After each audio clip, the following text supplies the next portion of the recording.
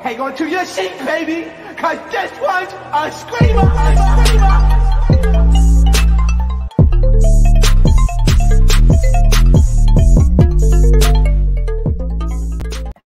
What is going on, YouTube? So y'all saw that last night. I recorded the review, y'all, and then I was gonna post it. Next thing you know, I'm playing the audio. You guys know I use StreamYard, so I don't know what was up with StreamYard yesterday, but it was like lagging and like the audio was choppy and like it was just crazy. I don't know what was up with it. I didn't test it before I went and recorded it, but it shouldn't act up because it's like I'm paying for y'all service. Y'all got me messed up. So if this is messed up after me testing it 10 million times, I'm gonna have to send Mr. StreamYard a long, hefty email. So yeah.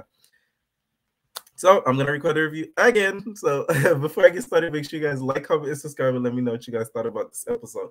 So the episode starts off with Moola still talking to Curtis outside about what happened like the night before. So he's just like, I don't know, man. Like the man won't tell me if he like the pussy, if he like the dick. I don't know. Like it's fucking me up. Like I just come out with it, bro. Like I don't give a fuck. Just tell me what you like. Like damn. Like I don't get it. He's confounded. He doesn't know what to do because he doesn't know what Curtis likes, so he don't know how to approach Curtis. He doesn't know what Carion likes, so he doesn't know how to approach Carion because he wants someone to carry on. You feel me? He wants Carion to carry on. You feel me? You feel me? So they keep talking, and next thing you know, Milan comes. And Milan wins me over so far this whole series. Like it's so crazy how you would think he would be the voice of reason. He's really the voice of reason in this series. So he comes out, he's just like, oh, like what happened last night, whatever. I didn't like what happened last night. Why you kept testing him about his sexuality? Like, why do you want him to come out to you? Why do you want him to come out to you? Like, do you want to F him or what? And then Moola, he came up with this stupid excuse. And he said in his confessionals, he was drinking a lot and he had Casamigos, blase, and the Casamigos do something to you. You was not that drunk, bro. Like you wasn't. You're bland with alcohol and without alcohol. So don't act like you just a drunk turn-up dude and that's why you end up punching him and everything like that. Like, no. You wanted to know what he likes so that way you could approach him on some DL stuff. Like, come on now. Like, duh. It's so obvious. And then he also said something, too. He was like, on the sprinter, Carion was acting weird. He was like Carion was doing was saying some weird stuff or something like that. So I'm just like, what was Carion saying that was in your words weird? Like, was he flirting with you? Like, what was he doing? It didn't make any sense. So of course Milan's defending him. He keeps defending him. Of course, you already know Mr. Moola didn't think he does anything wrong. And then Moola had the nerve to say, oh, he wasn't coming at him with a certain energy. Yes, you were. Like, you told him, pick a side, like it was segregation. Like, you gonna sit at the gay bench or you gonna sit at the straight bench. Like, you was trying to have them to pick a side, pick a side. You pick a side and lift that bitch up. Like, you're not Nicki Minaj. Like, stop. It really was irritating as hell.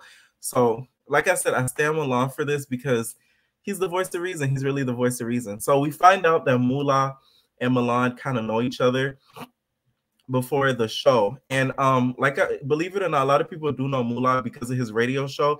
And to be honest, I really don't think doing the show is a good move for him because a lot of people in the LGBTQ community are in the hip-hop industry or in the industry in general. So they're not going to want to go on your radio show if they seen the show like, oh, this dude mad homophobic. I don't want to do business with you. I don't want you to interview me. You don't even like me. Like, screw you. Like, I don't want to do it with you because I've seen some people in the LGBTQ community interview with him. Like Shane Justin was one, stuff like that. So I'm like, wait, you get what I'm saying? So it's like, people are going to watch this show and it might backfire on him. So if I was him, I would low-key regret doing this show because it's more doing bad than good, to be honest. Because you have people that are not even on the cast calling him out for what he was doing and everything. So yeah. And then Curtis, this whole time he's crying. He was just like, Milan, why'd you hit me, man? Like, we're going to need a round two, bro. Like, you hit me. Like, that shit was messed up, Milan. Why you hit me, bro? You hit me. So he's crying, bitching and moaning, crying and stuff like that. And Milan said his confessionals, oh, he think he could F up Curtis. And I went back because I was in the comments blowing me up talking about, oh, Milan can't really fight. Go back and watch the fights. Go back and watch the fights. He can't really fight. I went back and watched it. He really can't fight. So I was like, you really can't fuck up Curtis because he was just like, not gonna lie, Curtis, in his confessional, he's just like, not gonna lie, but I could really fuck you up. So like, we could do this round one, but you don't want that one-on-one with me, okay? And I'm like, All right, Milan, Mister, you're a hefty girl, but you're not out here knocking hills out left and right. So stop the cap, stop the cap. So they end off the conversation with basically Moola giving a fake apology, Apollo lying, as they call it, Apollo lying, giving an apology and a lie at the same time, saying he's sorry, he respects the gay community, blase, blase, blase, a whole bunch of bullshit. You already know. And then after that, he was like, "Oh, you need to talk to Carion or whatever," and blase blase. And then Curtis was like, "You know, like I still want my round two. I'm from the Shy." I'm like, "You wasn't fighting like this from the Shy, maybe Chinatown, Shy, New York, but you wasn't fighting like you was from the Chicago Shy. Like that just wasn't happening." So that's what I think. So the next scene we see Carion, Darrell, and Gutta outside talking. And Gutta comes outside with Darrell. He's like, he comes outside. He comes outside, right? So then Carion standing there, he was just like, Darrell's like, so like what happened last night? Like that whole thing that was pressing about your sexuality, like that shit wasn't cool. Like that shit crazy. So then Gutta's like, oh, like to be honest, like I'm gonna wanna sit in between like when y'all had a conversation because y'all got me fucked up. And like you carry on, you my nigga, and like we fuck with each other, we cool as fuck, we and we boom cat, like we cool as fuck. So like I'm gonna want a part of that conversation because I don't really like what the fuck was going on and what the fuck, you know, was carrying on and everything like that. So Carion is like, yeah, like I want to sit down with them bros for real because I ate that. You feel me? I really ate that. Like I ate it like a bag of Doritos. You feel me? They real life riddles. So he's mad as hell. He's mad. So Darrell was like, oh Gutta, like why do you want to sit when they talking or whatever? So Gutta's just like, oh, because like we feeling each other, like we talking, we like we cool like that. Like that's why I wanna, you know, like sit with the niggas. Cause like, yeah. So then Darrell peeps that. So Darrell's in his confession, he was just like, I think Carion and Gutta, you know, I think they have something going together. And you know, I think I like to see it. I really like to see it. It's kind of cute. Y'all know how Darrell talk. So of course he thinks that they have something going on. And I watched Armand Wiggins, right? And Armand Wiggins said something that's so true. He said that Carion likes a girl with a piece of candy. So that's basically like a trans girl that still has the male body parts. Like he seems like the type that like that type. And it makes sense. It really does make sense that he likes that type. I don't see him liking like a mass looking dude. Like let's say me, like I'm mass looking. I may not act like it, but I'm mass looking because I have the beard and everything like that, or like a Milan or like a Moola. You feel me? I'm gonna include him in that because you know he's part of the rainbow family. He just doesn't know it. So yeah, those type of dudes, he wouldn't be attracted to them, but he'll be attracted to somebody like a Gutta K because like he dresses all feminine and everything like that. He looks like a trans girl, even though he's not. He looks like it, so that's like his type, whatever. So he want him some of that, and he want to and that. So yeah, that's what I'm saying. So Carion was like, oh, he think like the both of them suspect. He think him and Curtis are suspect because they keep pressing him about it, right? So then Gutta was just like, yeah, it's giving very much like, you know, like DL Trey, like the fuck, like it's giving DL motherfucking Trey, like do y'all want to, you know, eat his ass with some makeup on, like fuck? Yeah, I don't know. So of course Darrell's was poking fun at both of them. Darrell's just like, so Carion, you gonna have your baby mama Gutta sit with you and defend you? Let me know. So then Carion's getting all uncomfortable because they really pressing him about this whole Gutta thing. So he's just like, man, I'm gonna walk away from y'all. Like, y'all making noises and everything like that. So Gutta just grabs Carion before he leaves. It was just like, ooh, and then of course this scene ends or whatever. Carion walks away. I do think their little relationship, Carion and Gutta, it is cute because you can tell Gutta has a real crush on Carion, and Carion does like Gutta, but he just doesn't want to put it out there for the world to know. So it is kind of like, it's a little cute flirt or whatever. So then we see the next scene is Dylan and Willem. And y'all, Zeus messed up, dog. Zeus messed up. They show Willem, dog. Look at Willem. Crack is very much a whack girl. They show Willem sitting on the bed, and his ass crack is just out there all in the open. The Zeus wind hitting it left and right, y'all. The Zeus wind hitting it left and right, right? So they didn't even try to bleep it out. And I see what y'all doing, Zeus. Y'all really trying to humiliate Willem as much as y'all can. And it's kind of funny. So they dealing with, see, he was y'all know Willem, he writing raps or whatever, pretty and paid. Pretty and paid, pretty and paid, I get laid. Thickest white boy in the house, trade. Ha ha ha ha ha. You know, writing his little raps or whatever, right?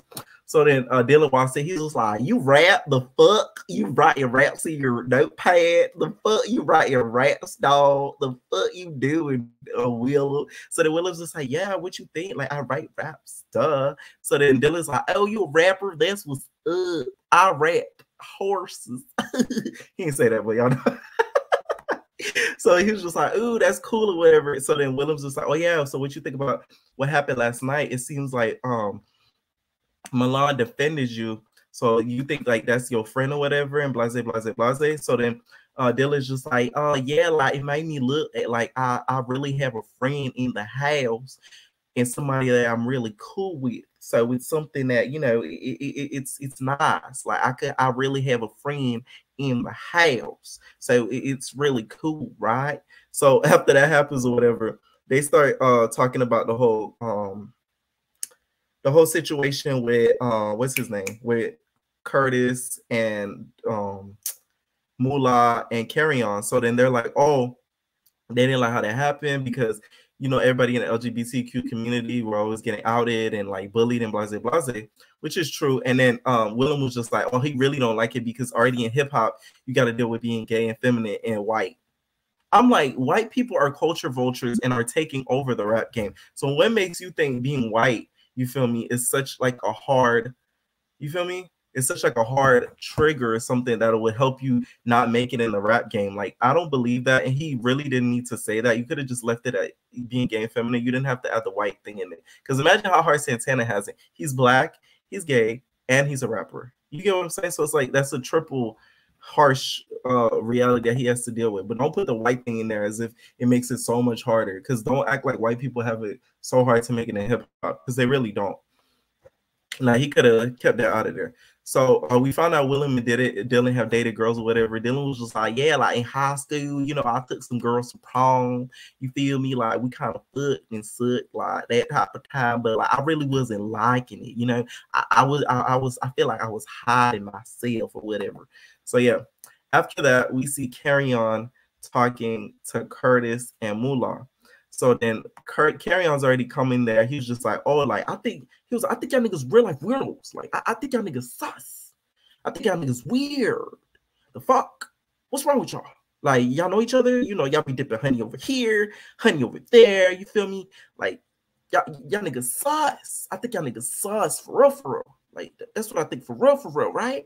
So he thinks that both of them are suspect or whatever. And now both of them basically are like DL trades with each other, right? So of course Moola and Curtis are just like, what are you talking about, man? Like, what you mean? Like, at first I didn't really suspect it, but the more Carion kept saying it, it kind of made a lot more sense. You get what I'm saying? Like, it made a lot more sense. So I'm just like, maybe it's something to it. Maybe it's something really to it. But then I just don't see it happening, especially because of Curtis. I just don't see Curtis like being like that or whatever, right? So then I could tell Moola like likes Carion, because you don't know why. When Carion was just like, but that hit you gave me though, it really wasn't nothing. So then Moola's just like, you want round two? And he smirked. He was just like, you want round two? Like he wanted to touch on his body, you know? He wanted to feel his body. Like, he really wanted that. Like, you feel me? That's why he wanted round two. That's what I think. Because he smirked a little too hard for me when he questioned him on that. So then they keep pressing him about it. He was just like, come on, man. So do you like the pussy or do you like the dick? Let me know what you like. Because it's like, I don't know. Like, you kind of fucking me up here. Like, it's kind of tripping me out. Like, what do you like, bro? So then Carion finally gives an answer. So he was just like, okay, I'm bi or whatever, right? So he finally gives an answer. And they still are Moola, they pan to him in the confessionals, right? This was part that really pissed me off. They pan to him in the confessional. He's just like, whoa. I'm like, I know you're not acting shocked after this man was afraid to give you an answer because he's probably scared of getting judged. And you acting as if he said a whole, like he was attracted to aliens. He was just like, whoa. Him coming from his background and who his dad is, I'm kind of surprised. Like, how are you surprised we kept pressing him on the answer over and over again, and now you shocked that he gave you an answer? That makes no sense. Like, Moola to me is a whole idiot. Like, oh my god, them fitted caps be on too tight on that boy head. Like, you need to let them niggas loose, cause whoo, them things is too tight on your head. Like, he was shocked. He was like, wow, right?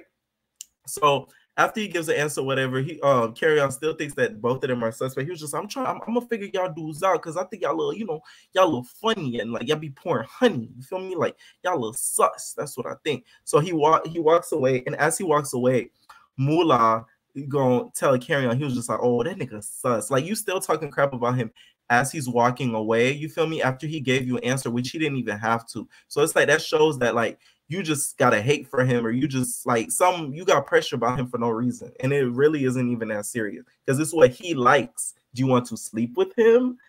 Because that's why you're so concerned. Like, I don't get it. Like, you have so much animosity for him for no freaking reason, right? So then Anthony visits Milan. And there's the thing with Anthony and Milan. Those two wanted to be the two HBICs. They both wanted to be the two top girls. You feel me? They both wanted to be the head girls in charge. So because both of them there can't be two head girls in charge, they kind of feel, you feel me? They kind of feel like they're competing. They're competing for a spot, basically, because I think that's why they kind of don't like each other and they're always throwing shots at each other. Like, both of them wanted to be the Nene Leakes of the show. And really it's Milan because he's the main character. He gets all of the camera time.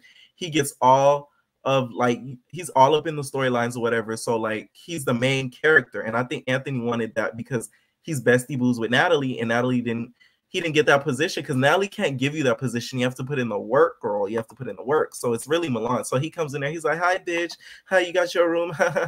Yeah, look at that big ass room. Oh my God. He's stupid bitch. Stupid bitch. Like that type of shit. Like when you talking shit about somebody on the down low and you smile in their face type shit. Like that's how they doing to each other, right?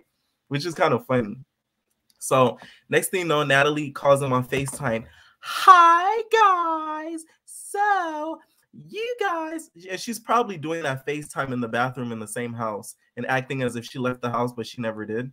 So she's just like, guess what? We're going to a bowling event sponsored by Zeus and hosted by London on the Track. Yeah. Right? So they're all excited. They're all hype or whatever.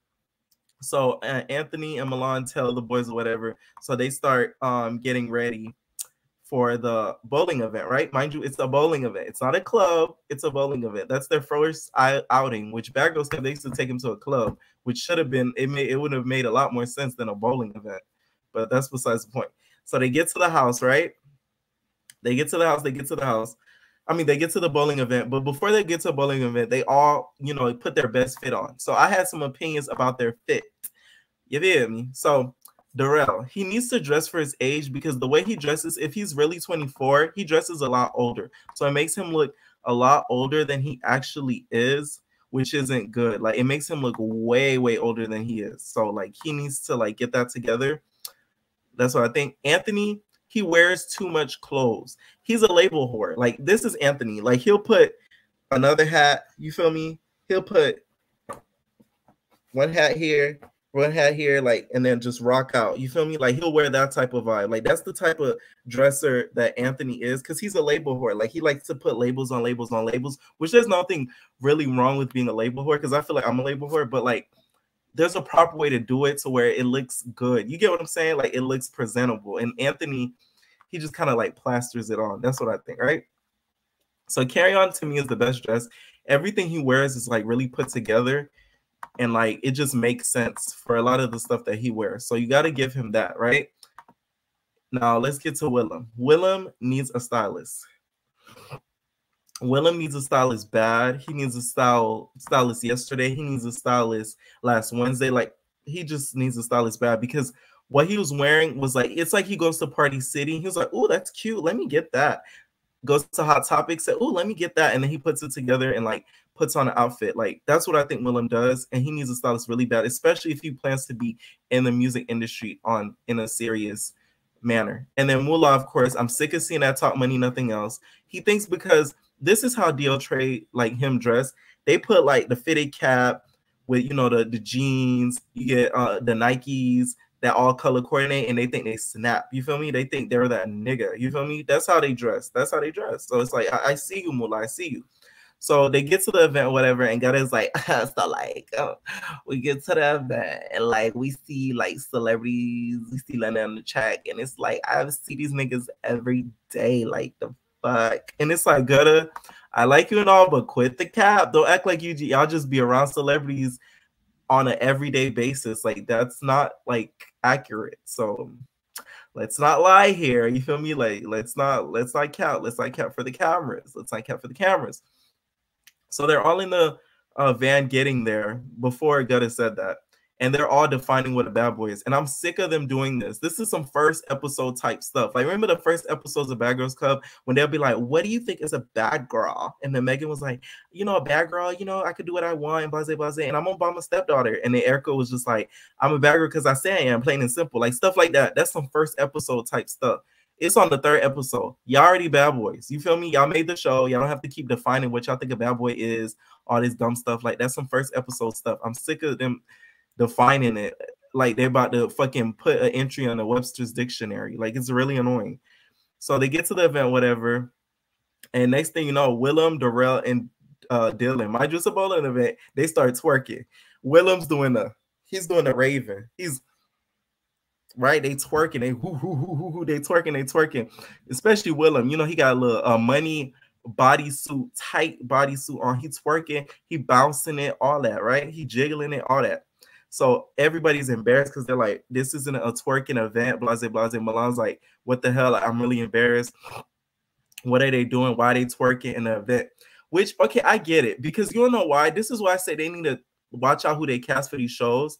Because Willem thought he was in Bad Girls Club. Because you know how Bad Girls Club, the first night they go to a club, like I doubt ass-shaking music was playing for them to start twerking like that. You get what I'm saying? But it's because they think this is the Bad Girls Club, so they think they're in the club, so they shaking their ass and stuff like, no, that's not what y'all do. This isn't a club, it's a bowling event. And I'm telling you, there was probably no ass-shaking music playing. There probably was a little hip-hop music in the background or something like that. But it wasn't a little ass-shaking music. Megan Thee Stallion, Nicki Minaj, you just twerking that ass. Like, no. So they twerking it, especially Willem. Willem's the main one twerking it. And Willem apparently twerked his Little Debbie cakes, his white pound cakes, in the direction of Moola. See, I already know Moola was not having it. So he was just like, man, I was, you know, chilling and enjoying the night. Next thing you know, I see Willem's big fruity ass, you know, twerk his ass in my direction. It just made me have a flashback to prison. Oh, fuck. I just thought about it. Like, he couldn't handle it, girl. And from what we saw in the episode, it didn't look like he just went over there and just twerked on it on his crotch. It didn't look like that. It looked like he twerked in the direction of them. So I know it's semantics, but it's still like, it's more like he just had to find something to be aggravated about with these gay dudes or whatever, right? He just had to find something to be mad about. That's what I think. So Curtis takes him outside. He was just like, man, what's wrong? Like, what's wrong with you? Like, you tripping? Like, why you so mad? He was just like, man, fucking Willem, I'm gonna beat his ass because he keeps twerking his Big Debbie cakes in my face. You feel me? I want Carion's cakes in my face. I don't want Willem's cakes in my face. I like chocolate cakes. I don't like fucking vanilla cakes. This nigga got me fucked up, and I'm gonna pop him in his shit next time I see him. So he's pissed as hell, right? Because he twerked in his direction and stuff like that. And he said Willem's doing it on purpose. Now I feel like you're doing the most because I doubt Willem did that on purpose. Like, oh my God, look at Moola, let me twerk his direction. No. He was just twerking crazy, didn't know what to do with himself because it's his first night being out near celebrities and stuff like that. So he's twerking and doing the most thinking on BGC. That's it. He wasn't twerking in your direction to purposely irritate you because he didn't say nothing with that whole Carion thing. He didn't say nothing to Moola. He didn't like get in that whole thing. So like, I doubt he was doing it on purpose, but I kind of get a little bit why he was mad because it was low-key embarrassing probably on them because you over here twerking and doing the most, you feel me, at a bowling alley. So yeah. They showed a snippet of the whole DaBaby and Danny Lee's fight. They showed a whole snippet of their fight and them tussling or whatever. They bleeped out the faces, of course, because they don't have legal permission to show their faces.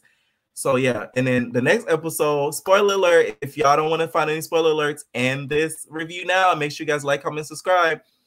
It looks like Willem goes home. We do know Willem goes home, but it looks like he goes home really early now. So I guess the whole Moola thing kind of scared him, and he didn't want him to pound him out over his cakes. So he shook his cakes out of the house. That's what it looks like.